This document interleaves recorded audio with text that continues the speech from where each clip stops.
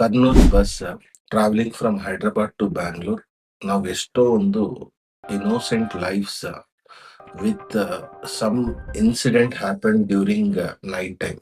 So ಆ ಟೈಮಲ್ಲಿ ನಾವು ಯಾವ ತರ ಒಂದು ಪ್ರಿಕಾಷನ್ಸ್ ನ ತಗೋಬೇಕು ಅಂತ ನಾನು ಹೇಳ್ತೀನಿ, ಕೇಳಿಸ್ಕೊಳ್ಳಿ. ನಂಬರ್ ಒನ್, ಪ್ಯಾನಿಕ್ ಆಗಕ್ ಹೋಗ್ಬೇಡಿ. ನೆಕ್ಸ್ಟ್, ಸ್ಮೋಕ್ ಬಂದಿದೆ ಅಂದಿರವಾಗ ಸ್ಮೋಕ್ ಯಾವಾಗಲೂ ಮೇಲಿನ ಭಾಗದ ಅಂದ್ರೆ ಅಟ್ಮಾಸ್ಫಿಯರ್ ಅಲ್ಲಿ ಇರುತ್ತೆ.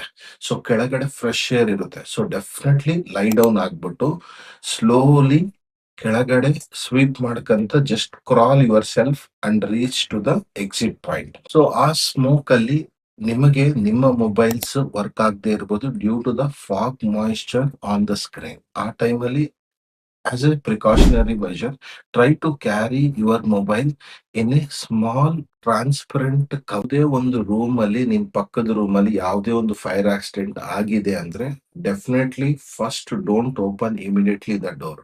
ನೀವು ಆ ಡೋರ್ ಮೇಲೆ ಒಂದು ಕೈ ಇಡಿ.